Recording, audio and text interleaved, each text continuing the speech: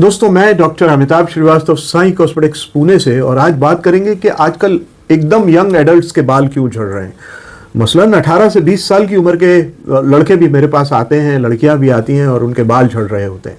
तो ये क्यों हो रहा है? Still the first cause is genetics, जो कि एजेड इंडिविजुअल्स में भी होता है। अगर ग्रैंड पेरेंट्स को बॉल्डनेस है तो बच्चों को आती है, और ये आजकल इसका एक्सप्रेशन समय से थोड़ा सा पिछले समय से आगे आने लगा है, जिसको बोलते हैं earlier expression of genetic baldness. और दूसरा सबसे बड़ा कारण है स्ट्रेस। आजकल की ज़िंदगी में हम लोग जब छोटे थे तो स्ट्रेस बहुत कम होता था, है ना, थोड़ा बहुत होमवर्क वगैरह का या यूनिट टेस्ट का स्ट्रेस होता था। लेकिन आजकल के बच्चों को बहुत एकेडमिक स्ट्रेस है। माँ बाप भी बच्चों से बहुत कहते हैं तुम्हें फर्स्ट 5 में आना है, फर्स्ट 3 में आना है, और एक कैरियर कंपटीशन है, रिलेशनशिप्स में स्ट्रेस है। बच्चे बहुत जल्दी यंग हो रहे हैं, चीज़ों के बारे में समझदार हो रहे हैं, और वो they share the financial worries of their problem. तो स्ट्रेस से कॉर्टिसोल बढ़ता है, और कॉर्टिसोल से टेस्टोस्टेरोन जैसे प्रोडक्ट्स निकलते हैं, और टेलोजन एफ्लूवियम भी लंबा हो जाता है। स्ट्रेस से जो है जेनेटिक बॉल्डनेस जल्दी आने लगती है, और स्ट्रेस की वजह से स्कैल्प का सर्कुलेशन भी पुअर हो जाता है। इसके अलावा जो बच्चों को बहुत बड़ी प्रॉब्लम है आजकल, वो है डाइट और न्यूट्रिशन के द्वारा। इसके कारण क्या है? आयरन की डेफिशिएंसी हो रही है, विटामिन डी की डेफिशिएंसी हो रही है, B12 की डेफिशिएंसी, प्रोटीन की डेफिशिएंसी, जिंक और बायोटिन की डेफिशिएंसी भी हो रही है।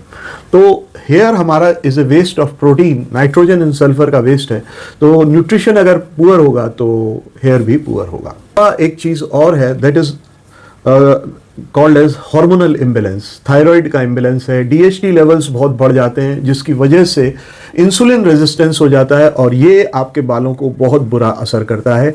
फीमेल पेशेंट्स में PCOD, PCOS भी देखने को मिलता है, और उनमें भी थायराइड प्रॉब्लम्स बहुत ज़्यादा देखने को मिलती हैं। Coming to the next point, COVID के बाद मैंने बहुत सारे यंग एडल्ट्स को मेरे पास आते हुए देखा जो बालों के झड़ने से परेशान थे, जो कि कोविड के पहले नहीं था। एक चीज़ और मैं पकड़ पाता हूँ, वो ये है कि आजकल जो ओरल कॉन्ट्रासेप्टिव्स चल रहे हैं वो भी बालों के झड़ने में योगदान दे रहे हैं। तो ओरल कॉन्ट्रासेप्टिव्स इसलिए क्योंकि हार्मोनल कंट्रोल हेयर साइकिल का होता है, और जब ओरल कॉन्ट्रासेप्टिव्स आप लेते हो तो वो साइकिल डिसबैलेंस हो जाती है, उससे बालों की थिनिंग होती है।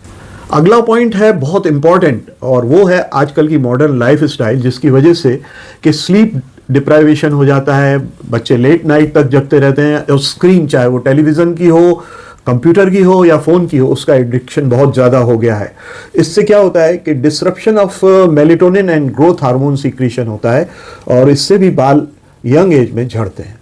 And the next very important point is increase in level of smoking and alcohol at early ages. This reduces blood flow to the scalp and oxidative stress को भी ये बढ़ा देते हैं। और इसके अलावा बच्चे आजकल फिजिकल एक्टिविटी में ध्यान नहीं देते, कंप्यूटर या फ़ोन पे ही बैठे रहते हैं, उससे भी ये समस्या बढ़ती चली जा रही है। और इन सब चीज़ों से बालों का सर्कुलेशन, हेयर फॉलिकल्स का सर्कुलेशन पुअर हो जाता है।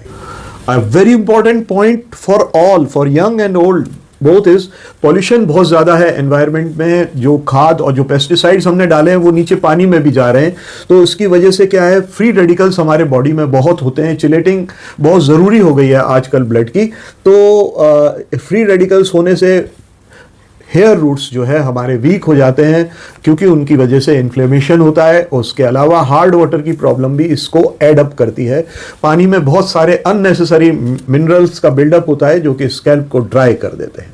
आजकल बच्चों में फैशन के वजह से भी ये देखा गया है कि बहुत सारे केमिकल ट्रीटमेंट्स कराते हैं वो, और बहुत सारे जेल्स और वैक्सेस यूज़ करते हैं अपने उस पर, स्ट्रेटनिंग कराते हैं, रिबॉन्डिंग कराते हैं इसकी, और क्लोरीन की ब्लीचिंग कराते हैं पार्ट्स में। तो उसकी वजह से बहुत दिक्कत हो जाती है। टाइट हेयर स्टाइल्स की वजह से जो है ट्रैक्शन एलोपेशिया हो सकता है, हेयर शाफ्ट का डैमेज हो सकता है, और टाइट बांधने की वजह से स्कैल्प का इरिटेशन भी हो सकता है। इसकी वजह से भी हेयर लॉस होता है। Next point is social media भी इसके लिए बहुत ज़्यादा जिम्मेदार है, क्योंकि बहुत सारे ऐसे तरीके निकलते हैं, आप ये कर लीजिए, आप ऐसा रस लगा लीजिए, प्याज का रस लगा लीजिए, ऐसा कर लीजिए, वैसा कर लीजिए, जिससे कि व्यक्ति उनको फॉलो करता है, और ये DIY रेमेडीज़ जो होती हैं इनकी वजह से उसके बाल और ज़्यादा जाने लगते हैं। या कभी कभी हम लोग सोचते हैं बाल झड़ रहे हैं, और ज़्यादा ऑयल मसाज करें, उससे भी बाल और ज़्यादा झड़ने लगते हैं। और कभी कभी हम रेडियो पे, टेलीविज़न पे, किसी भी चीज़ पे देख के बहुत सारे जो है ना अननेसेसरी सप्लीमेंट्स यूज़ करना शुरू कर देते हैं, उससे भी हमारे को नुकसान होता है। रॉन्ग ट्रीटमेंट्स या डिलेइंग मेडिकल केयर, ये भी हो जाता है। हम सही जगह पहुंच नहीं पाते और उस चीज़ को ट्राई करते रहते हैं जो हमारे लिए कारगर नहीं है। तो ऐसे में आपको ये देखना पड़ेगा कि हम सोशल मीडिया से या किसी विज्ञापन से प्रभावित होकर कोई भी चीज़ ऐसी ना करें जो कि हमारे बाल को नहीं चाहिए, और हमको जो चाहिए हम इन चीज़ों की वजह से उस सही इलाज को डिले कर रहे हैं। तो this leads to progression of hair loss for a longer period. इसलिए डॉक्टर से मिलिए और वो आपको सही सही बताएगा कि आपके बालों में किस चीज़ की कमी है और क्यों हो रहा है आपको fall. So summing up, you have to understand 4S. First S is avoid stress. Second S is proper supplement. Third S is sleep. And fourth S is screen. इन सब को आप काबू में रखिए, आपके बाल नहीं गिरेंगे। This is the nutshell.